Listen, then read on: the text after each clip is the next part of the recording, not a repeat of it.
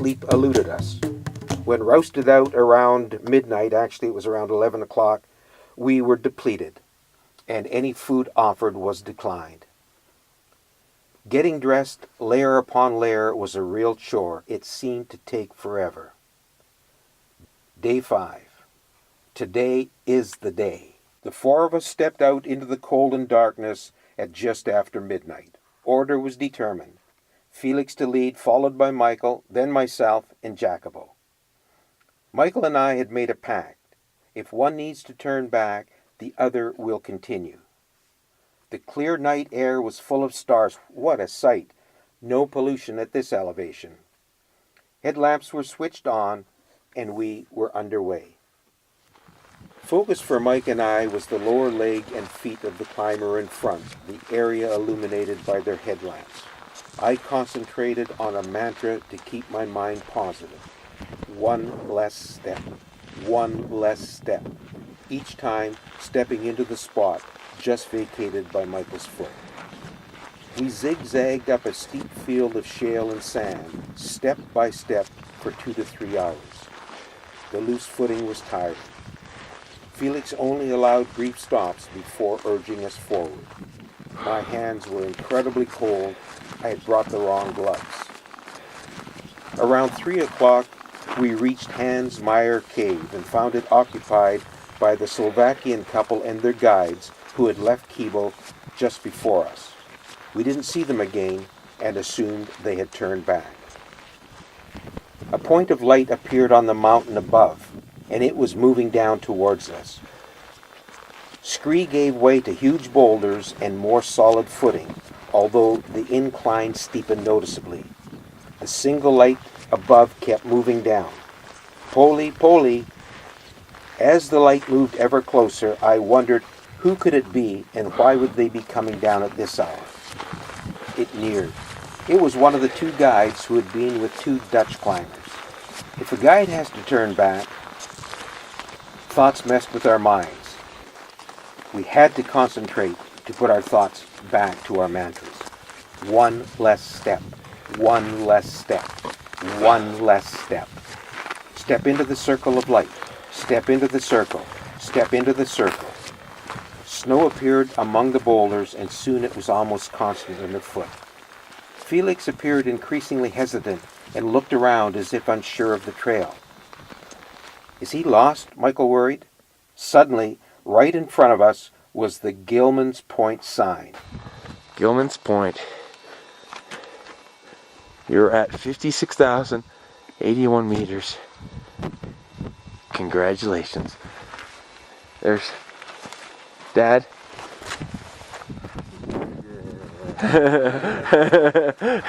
Our faithful guides. Where did Jacabo go? Oh, he's over there. There he is. Yes. Sweet. We had literally walked right into the sign. Felix clearly had not been lost. Around 5:45, the sky began to brighten in the east, and Jacabo passed around a thermos of warm water.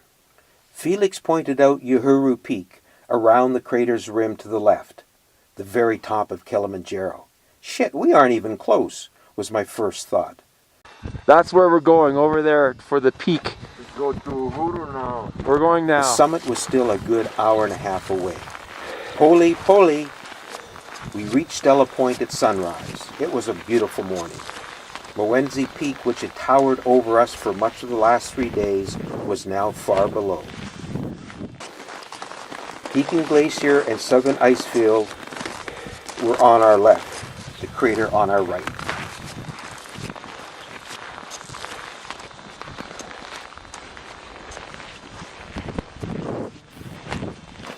The summit in sight. Gotta go. Poli, poli.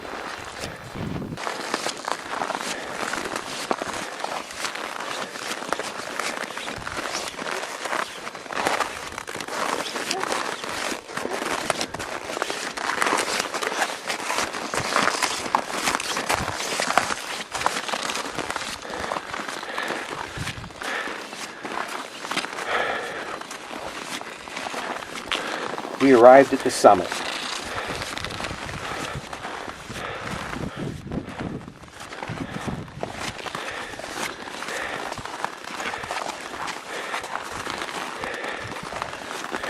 turned and faced us. Thank you, my friend. Thank you. Thank you. A job well done. Very good. Very good. Thank you. Congratulations. I love you, son. I love you. Can you believe it? Oh yeah. Well, there he is. Thank you. Hugs and thank yous Thank you. all around. And we touched the summit sign. Amazing. The summit of Kilimanjaro, 5,895 meters, 19,340 feet. Can you believe this? The sun was incredibly bright and the air started to warm. At 8 o'clock, a half hour after reaching the summit, Felix, Jacabo, Mike and I started back down. Adrenaline had subsided. Mike and I were still layered up, and we were overcome with heat exhaustion, the worst we had felt the entire climb. When we reached Gilman's Point, Mike and I were totally spent. Felix and Jacabo helped us strip, and shedding the layers of clothes had an immediate positive effect. Looking down from Gilman's Point to Kibo Hut helped Mike and I appreciate what we had accomplished earlier in the dark. One of the reasons the summit is attempted at night, besides being at Uhuru for sunrise, is that the mountain is just too intimidating during the day. Descending through the loose scree took its toll on Mike's knees, which were noticeably swollen when we arrived at Kibo Hut. We had a short rest, a light brunch, repacked our backpacks, and from there, as we set out, was pretty much all downhill. We reached Uhuru Huts around 6 o'clock, roughly 18 hours after setting out from Kibo Hut for the summit. Day 5 of our trip is over. Right? Day 5 of our trip? Is this day 5? I don't know. It started out as day 4. It's over. And are we tired? We It's are. only, 6:30 or so in the evening, and we just can't wait to get to bed. And We are beat. Done like dinner. I know the video is the lighting isn't so great because we're in little huts, but we probably feel as good as we look right now. You look actually not too bad. Well, you know, all thanks, things being Papa. equal. Yeah, no, you do. Thanks, Papa. I haven't seen a mirror for 6 days. I don't know. I'm afraid to take this toque off. Look, you can see right there. Take the toque off, and then you'll be able Yeah. to.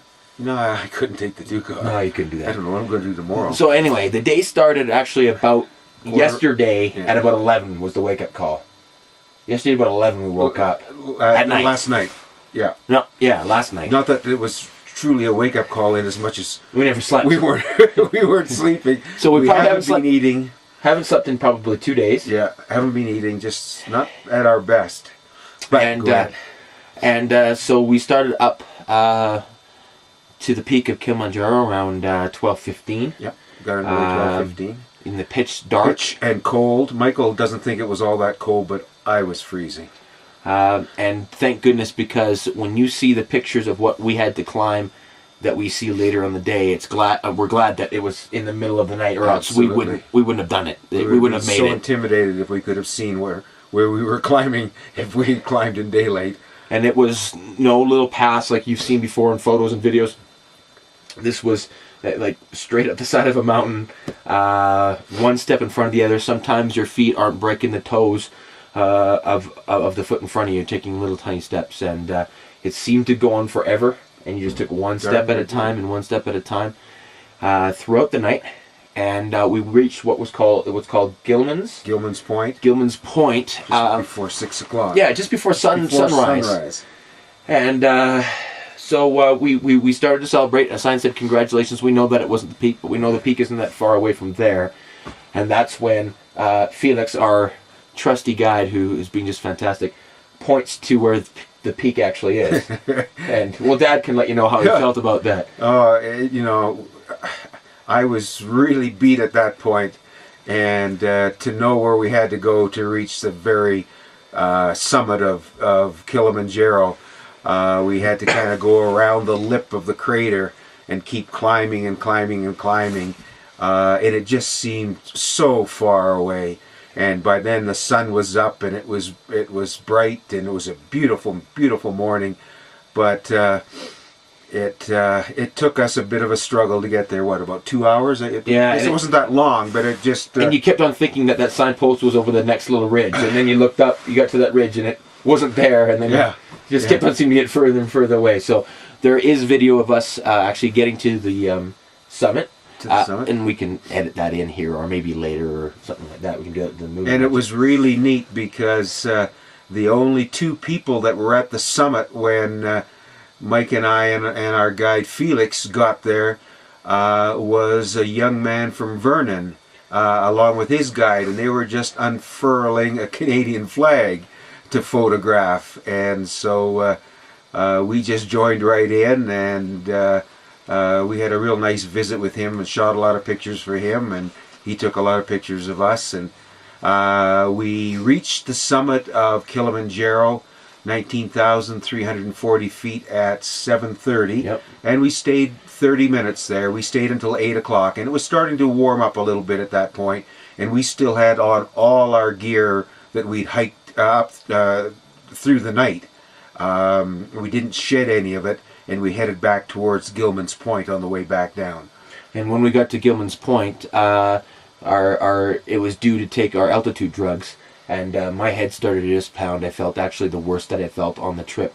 Yeah, I haven't been eating in days, but my head gave in on me, and then I asked Dad if his head was the same way, and it was. It was starting to. So at Gilman's Point, but we were really overheated. We still had all our rubber outer gear and whatnot on, and the sun was getting warm, even though it was only at that point, what, about 9:30? That's right. I guess, somewhere around there. So we shed a lot of our gear there at Gilman's Point, and then we got to look over the edge and see what we had. what we climbed during the night. What we had tackled between 12:15 and 6 o'clock that morning. And going down wasn't that particularly easy for me.